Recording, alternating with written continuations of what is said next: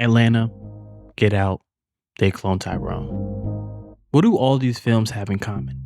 They are all films and series that fall under the genre known as Afro-surrealism.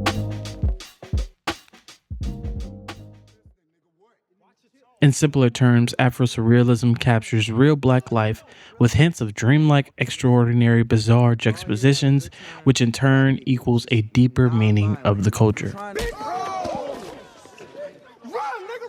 Amir Baraka, a black writer and poet, was one of the first to coin the term Afro-surreal, describing it as the capability to make a different world organically connected to it.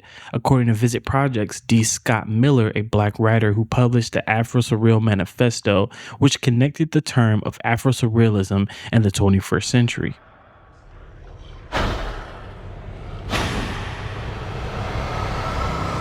Ryan Coogler's Sinners is a nod to this genre. It focuses on two black twins, both being played by Michael B. Jordan, who return home to vampires. Sinners utilizes Afro-surrealism as a means to connect the real-life situations. The film is one of the latest projects from Coogler's filmography, which has been filled with Black Panther, Creed, Fruitvale Station, and many other films focusing on black life.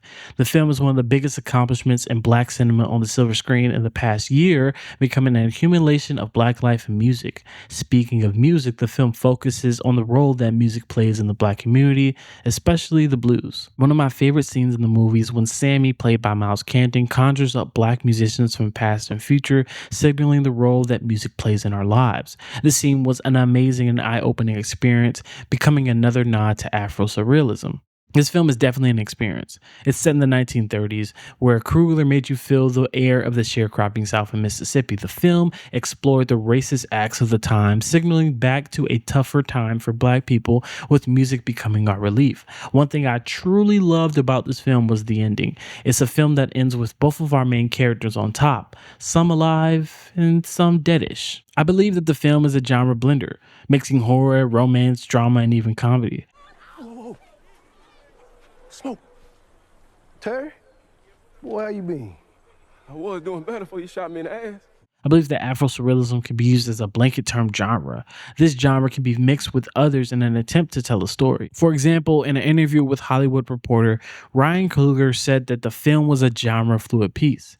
He said, "It switches in and out of genres. Yes, vampires are an element, but it's not the only supernatural element in the movie. The film is about more than just that." Michael B. Jordan's performance was Oscar-worthy, playing two different twins and distinct characteristics and emotions. It was pretty impeccable, as people thought he had an actual twin. Miles Canton, who played Sammy, did an amazing job as well, as his powerful voice really led along some of those scenes. The cast was great, with highlights with Delroy Lindo, Wayne Musaku, and Haley Steinfeld. All around, a great cast. Now let's compare and add some more versions of Afro-surrealism in black cinema. First, let's talk about Atlanta. They got a no-chase policy. They can't stop me. Most of these stores got it. It's a liability thing. And even if they see me stealing, they can't chase me. Sir, those shoes can I get you a different size, or? See? He got to keep giving me great customer service. That's all he could do. Hey, excuse me, sir. Hey. Atlanta is born from the mind of black artist Donald Glover, also known as Childish Gambino. The story centralizes itself around black culture, following a black rapper named Paperboy and his rise to fame. Glover plays Earn, Paperboy's cousin and now manager, who through the first two seasons struggles financially. Darius is also introduced as Paperboy's roommate and best friend. The Nigerian-born character doesn't do much, but does a lot at the same time. He's a comedic yet essential tri-antagonist. Afro-surrealism in Atlanta is everywhere. From a mild right, a well-dressed man who offers Earn a sandwich on the bus, bite this sandwich, and who completely disappears in the woods in seconds. Or Marcus Miles, a fictional Atlanta Hawks player who drives out the club in an invisible car. A black Justin Bieber. Shit, it's Justin Bieber. Who fights Paperboy at a charity basketball game before publicly peeing in the open before the game started. The entire episode of BAN, where a 20-something-year-old black man believes that he's transracial and his name is Harrison Booth, a 35-year-old white man from Colorado. Our community, they just aren't accepting of racial diversity or anyone different for that matter. Or in the same episode where fictional serial brand called Coconut Crunchos has a cartoon segment ending in police brutality. A Juneteenth party hosted by a 50-something-year-old white man who schools earn on black culture while having black maids sing Negro spirituals, speaking of his trips to Africa.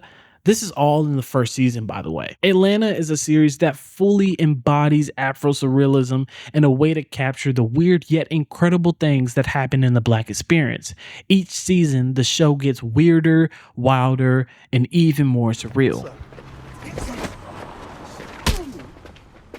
You also have Get Out, a film directed by Jordan Peele, which lives in the realistic surrealist world where a black man is taken into the sunken place, which can also be used as a metaphor for the black voice. The film additionally deals with systemic racism and identity, where white people put their brains in black people's bodies for them to live in. Yeah, just let that that's basically the synopsis. White people, brain, black body. That's Get Out.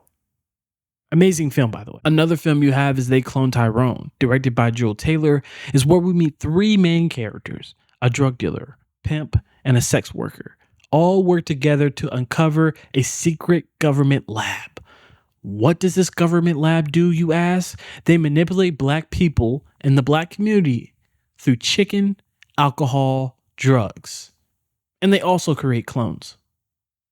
You see where I'm going here? Afro-surrealism is a meaningful term that tells the truth about the black world we live in today using dreamlike sequences. Yes, people aren't being cloned and fried chicken isn't controlling us. Yes, white people aren't putting their brains in black bodies. Yes, vampires don't exist. And also, there isn't a certain thing called transracial. But what are these things using? They are used as vehicles to really describe the real world that we live in today. It gives black artists and storytellers the path to express the unearthed truths of the world that can become unexplainable. It's for black people. It's for us. The genre is a meaningful way to tell black experiences. Thank you for listening.